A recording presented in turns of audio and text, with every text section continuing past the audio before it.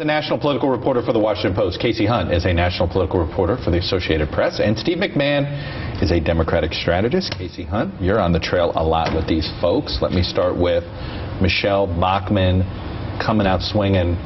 Boy, could Mitt Romney have telegraphed this better? I doubt it. You know, he had all of these folks taking shots at him from the right. Particularly, you saw Bachmann go after him both on, you know, the idea that the government's interfering. She called it a government injection, the HPV vaccine, as well as going after him on crony capitalism and Merck. So managing to get two attacks into one issue, something that clearly resonated with that Tea Party audience that was down there last night. And she could be a media consultant. The way she put those things together in 30 seconds, it was just like an ad. In fact, I was thinking, you know, probably going to see that footage again. I was just going to say, at first glance, it didn't seem like she was ready to engage, but she was essentially, it was clear to me, picking her spot when it was in a comfort zone of hers. Speaking of in their comfort zone, Rick Santorum, Perry, was in his comfort zone last night, and after the debate, he said this to the Christian Broadcasting Network.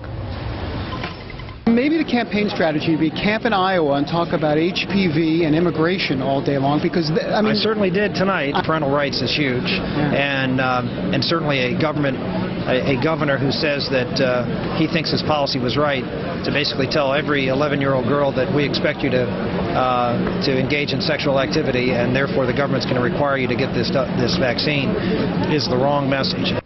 Perry, I think we all knew we were going to be talking about a state mandate.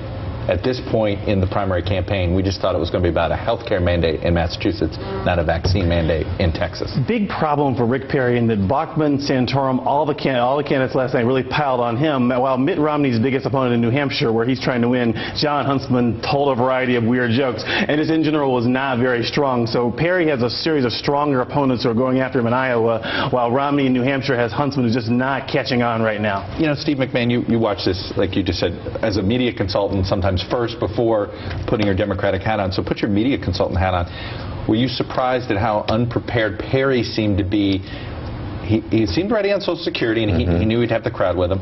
The economy thing he was okay on, and then it just seemed to... He really struggled with the immigration question and how you sort of square the idea that you're going to give state benefits, taxpayer-funded benefits, to the children of illegal immigrants, knowing that the Tea Party activists and Republican activists in general are very, very anti-immigration. So I was surprised that he wasn't prepared for that. He's the governor of Texas. You'd think that immigration would be an issue where he's very nimble. And the idea that, you know, the alternative was either give them this benefit or put them on the government dole, which is the way he tried to frame it, is not quite, it doesn't quite ring true, because it is the government dole. Taxpayers pay for the education that those kids are getting. I, by the way, think he did the right thing, but I'm a Democrat. Hey, Casey, though, it does seem as if Perry is trying to set up a potential contrast down the road with Romney, with basically saying, I'm going to own all of these things. I'm going to own Ponzi scheme. He doesn't shy away from the phrase. He goes ahead and says, he'll say it himself during answers. He's not moving away from that. He owns his immigration stance.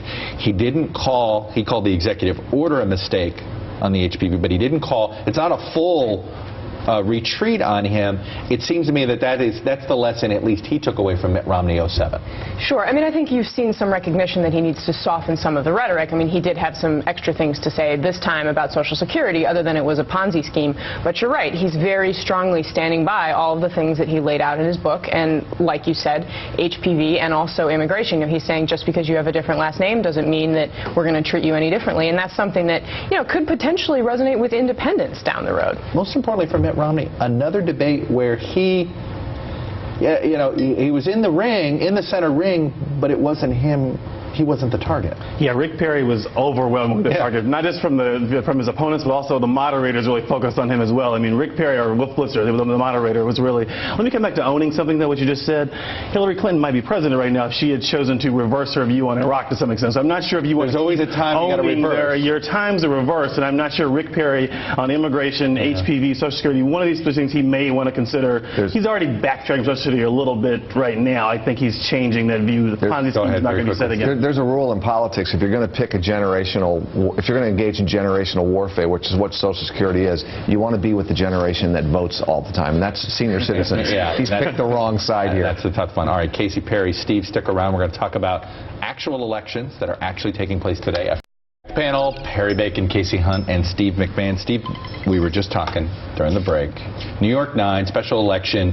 Yes, it's Anthony Weiner's district, but it was Chuck Schumer's district. I mean, this is where Schumer made his name being sort of the Sunday press conference guy and just knew how to use this Queens district, Archie Bunker's district, by the way. And before that, Jerry Ferraro's right.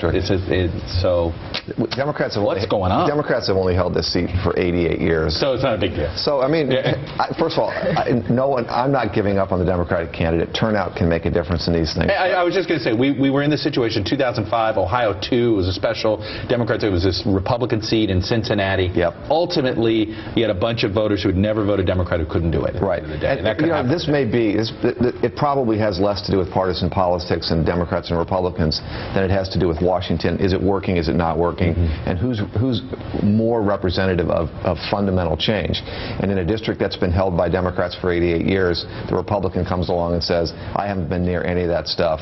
Washington doesn't work. Stand with me. It's a pretty powerful message, and incumbents everywhere should be very, very concerned because it's working across the board in a nonpartisan way. And Casey Hunt, in the DCCC is a finely tuned political machine, a campaign apparatus. We've seen this in special elections in the past. The NRCC is not very good at these special elections. They've had a rough go of it, and they've always needed environment. So that, to me, even exponentially shows how bad the environment is for Democrats, because Nevada 2 should have been right in the wheelhouse of Democrats essentially stealing a seat in a special. Sure. I mean, like you say, the track record that they had over the course of the last couple of years for Democrats, I mean, they've won special election after special election after special election, Pennsylvania, New York, you name it. So for this to suddenly go, the seat that we thought was this safe, I mean, it says a lot about Barack Obama and just how difficult it is to run with him. Is it the exclamation point on a really crummy summer for the president and Democrats, or a sign more like what Steve said of this is a tumultuous, crazy political environment? A tennis exclamation point. We heard, I mean, not to disagree with Steve too much, we heard a lot of anti-incumbent talk in 2010, but 2010 was really anti-democratic, and I think right now, at least in the election where today, the Republicans would gain more seats, I think. So right now, Obama's got to try to reverse the numbers for the party overall. All right, shameless plug time, Steve McMahon. Okay, so today, the Madeira JV field hockey team is playing its first game, and Anna McMahon is playing her first game on the Madeira field hockey.